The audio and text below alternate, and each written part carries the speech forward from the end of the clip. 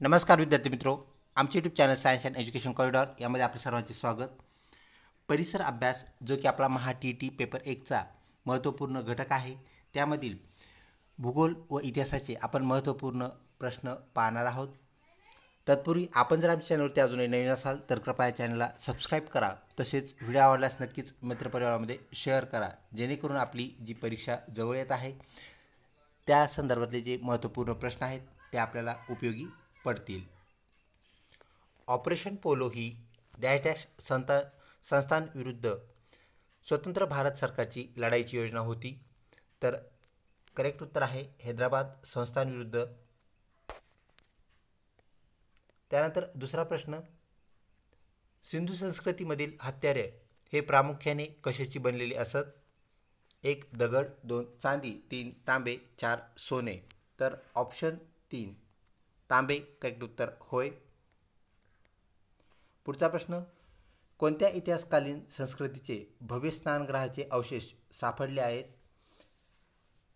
1 लोथल, 2 हडप्पा, 3 माया संस्कृती, 4 मोहेंजोदडो. तर option 4 correct उत्तर होय. पुढचा प्रश्न, हडप्पा संस्कृती ही कोणत्या प्रकारची संस्कृती आहे? 1 ग्रामीण, 2 नागरी, 3 पहाडी, 4 औद्योगिक. तर हडप्पा संस्कृती ही शहरी म्हणजे ज्याला आपण नागरी असं म्हणतो. ऑप्शन 2 नागरी करेक्ट उत्तर होय. हडप्पा व मोहेंजोदडो या प्राचीन संस्कृती कोणत्या देशात आहेत? सद्यस्थितीत त्या कोणत्या देशाच्या सीमारेषेत आहेत असा हा प्रश्न. 1 चीन, 2 भारत, 3 नेपाळ, 4 पाकिस्तान. तर ऑप्शन 4 पाकिस्तान करेक्ट उत्तर होय.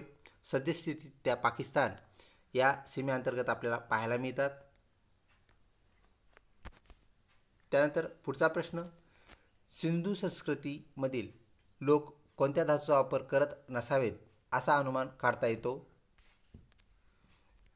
तर ऑप्शन 1 सोने हे करेक्ट उत्तर होय.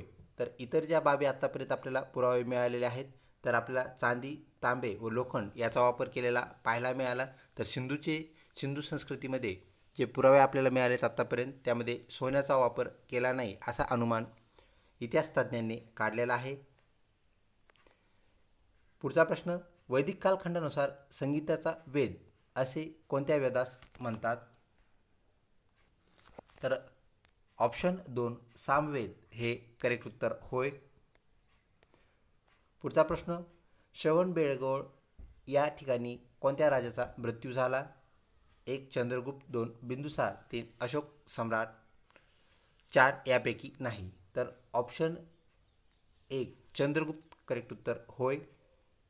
पुढचा प्रश्न, महाभारतकालीन राजा धृतराष्ट्र राजाच्या पत्नीचे नाव काय होते? तर ऑप्शन 2 गांधारी करेक्ट उत्तर होय. राजा धृतराष्ट्र नेत्रहीन असल्याने गांधारी यांनीही डोळ्यावरती पट्टी बांधली होती. पुढचा प्रश्न, बौद्धकालीन अधिकतर साहित्य निर्मिती कोणत्या भाषेत आढळते? तर जास्तीत जास्त बौद्धकालीन साहित्य जे आहे तसेच बौद्ध यांचा जो साहित्यिक भाषा कोणती असाही हा प्रश्न. तर ऑप्शन 3 पाली हे करेक्ट उत्तर होय. व्हिडिओ आवडत असल्यास नक्कीच लाईक करा, मित्रपरिवारामध्ये शेअर करण्यास विसरू नका. रायगड जिल्ह्यातील भात संशोधन केंद्र कोणत्या ठिकाणी आहे? ऑप्शन 3 कर्जत हे करेक्ट उत्तर होय. महाराष्ट्रात ई ऑफिस प्रणाली सुरू करणारा पहिला जिल्हा कोणता? तर ऑप्शन 4 सिंधुदुर्ग हे करेक्ट उत्तर होय.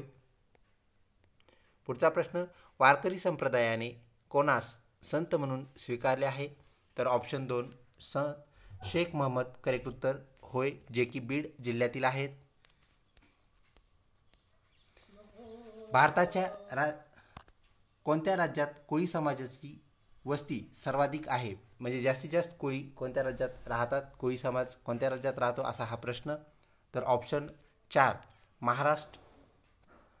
खास करून कोकण विभागात आपल्याला जास्तीत जास्त कोळी समाज बांधवांची वस्ती आढळते. महाराष्ट्र करेक्ट उत्तर होय. घोडखिंड कोणत्या नावाने प्रसिद्ध झाली? तर ऑप्शन 2 पावनखिंड या नावाने ती प्रसिद्ध झाली. शिवरायांनी लाल महालात शिरून डॅश डॅशची 3 बोटे कापली. शिवरायांनी कोणाची बोटे लाल महालात कापली असाही प्रश्न. तर शाहिस्ती खान ऑप्शन 1 हे आपलं करेक्ट उत्तर होय. छत्रपती शिवाजी महाराजांनी राजधानी म्हणून कोणत्या किल्ल्याची निवड केली? तर ऑप्शन 4 रायगड. म्हणजे छत्रपती शिवाजी महाराजांनी राजगड येथून जी राजधानी हलवली ती रायगड येथे हलवली व कायम तेथेच राहिली. पुढचा प्रश्न, जिजामाता यांचा मृत्यू केव्हा झाला? तर ऑप्शन 3 17 जून 1674 करेक्ट उत्तर होय. पुढचा प्रश्न, भूगोल या घटकातील सूर्याच्या सर्वात जवळचा ग्रह कोणता? तर उत्तर आहे ऑप्शन 1 बुध. जेणेकरून हा सूर्याच्या जवळ असल्यामुळे आपल्याला तो दिवसा पाहण्यास अत्यंत अडचण येते.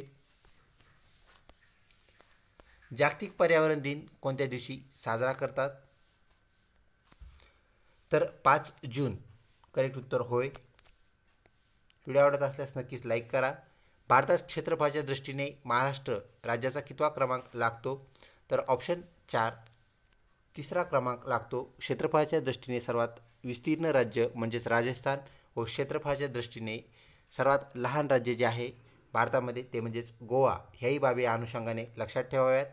पुढचा प्रश्न, सातपुडा पर्वतरांगेतील सर्वात उंच शिखर कोणते आहे? तर ऑप्शन 1 अस्तंबा हे करेक्ट उत्तर होय. तर कळसुबाई हे सह्याद्री पर्वतरांगेतील सर्वात उंच शिखर, या अनुषंगाने आपण तेही लक्षात ठेवावे. व सालेर हे शिखर जे आहे ते आपल्याला महाराष्ट्रातील 2 नंबरचे उंच शिखर असलेले पाहायला मिळते. पुढचा प्रश्न, महाराष्ट्राच्या पश्चिमेस कोणता समुद्र आहे? तर ऑप्शन 3 अरबी समुद्र करेक्ट उत्तर होय. दक्षिणेस हिंद महासागर ज्याला आपण हिंदी महासागर असंही म्हणतो, तसेच पूर्वेस बंगालचा उपसागर ज्याला गोदावरी नदी जाऊन मिळते, हे या अनुषंगाने आपण लक्षात ठेवावे. पुढचा प्रश्न, खालीलपैकी कोणत्या जिल्ह्यात जास्त पाऊस पडतो? तर ऑप्शन 2 ठाणे करेक्ट उत्तर होय.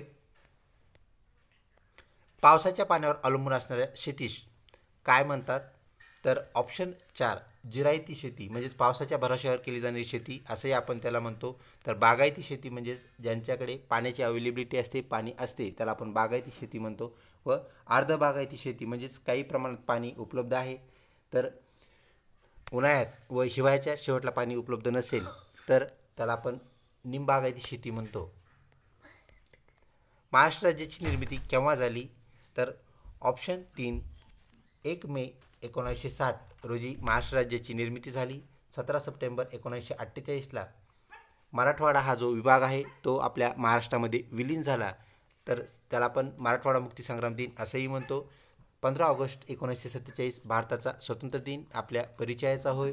तर 26 जानेवारी नॉट द ऑगस्ट 26 जानेवारी 1950 आपलं संविधान आपण अंगीकृत केलं, हेही या अनुषंगाने आपण लक्षात ठेवा. ज्याला आपण 26 जानेवारी प्रजासत्ताक दिन म्हणून साजरा करतो, तसाही प्रश्न विचारला जाऊ शकतो. वर्षातील कोणत्या तारखेस सर्वात लहान दिवस व सर्वात मोठी रात्र असते? तर याचं करेक्ट उत्तर आहे 22 डिसेंबर. तर लक्षात ठेवा, हिवाळ्यामध्ये दिवस लहान होत जातो असं आपण म्हणतो, त्यावरून लक्षात ठेवायचं 22 डिसेंबर सर्वात लहान दिवस व सर्वात मोठी रात्र.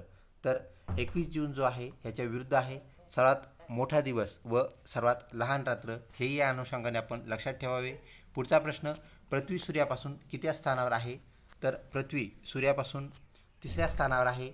आत्ताच एका वरील प्रश्नात आपण पाहिले बुध सूर्याच्या सगळ्यात जवळ म्हणजे तो 1ल्या स्थानावर. तर नेपच्यून हा ग्रह सूर्यापासून 8व्या स्थानावर आहे. तर 9वा ग्रह जो होता ज्याला आपण सध्या ग्रह म्हणत नाहीत प्लुटो, हा 9व्या स्थानावर होता. तर 8व्या स्थानावरचा नेपच्यून सध्या आपल्या सूर्यमालेतील शेवटचा ग्रह होय. आजच्या प्रश्नामधील सेकंड लास्ट प्रश्न, मध्ययुगात राजमुद्रा सहसा डॅश डॅश भाषेत कोरलेल्या असत, परंतु शिवरायांनी मुद्रा या संस्कृत भाषेत कोरल्या. 2 प्रश्न आहेत विद्यार्थी मित्र यामध्ये. तर याचं आपण सर्वप्रथम उत्तर पाहूया. त्याचं उत्तर जे आहे ते आहे फारसी भाषा. तर सहसा मध्ययुगामध्ये फारसी भाषेतील राजमुद्रा आपल्याला पाहायला मिळतात, परंतु शिवरायांनी त्या संस्कृत भाषेत कोरल्या. म्हणजेच आता शिवरायांनी डॅश भाषेत मुद्रा कोरल्या असा जर प्रश्न आला तर आपण त्याचं नक्कीच उत्तर संस्कृत हे लक्षात ठेवावे. शेवटचा प्रश्न विद्यार्थी मित्रो, पृथ्वीच्या सूर्याभोवती फिरण्यास डॅश म्हणतात. तर पृथ्वीची स्वतःभोवती फिरते ती गती आपल्याला माहीत आहे, अक्षाभोवती फिरण्याची गती परिवलन गती. तर आपलं जे इथे उत्तर आहे ते म्हणजेच परिभ्रमण होय. तर लक्षात ठेवा, पृथ्वीचं सूर्याभोवती फिरणं परिभ्रमण आहे, किंवा आपण लक्षात ठेवावे. व शुक्ल पक्ष कृष्ण पक्ष ह्या चंद्राच्या मुवमेंट आहेत, हालचाली आहेत, ह्याही बाबी अनुषंगाने लक्षात ठेवाव्यात. व्हिडिओ आवडला असल्यास लाईक करा, तसेच चॅनल सबस्क्राईब केले नसेल तर कृपया चॅनल सबस्क्राईब करा. लवकरच भेटूया पुढच्या परिसर अभ्यास या आपल्या पेपर 1 महाडीटच्या अनुषंगाने. तोपर्यंत धन्यवाद.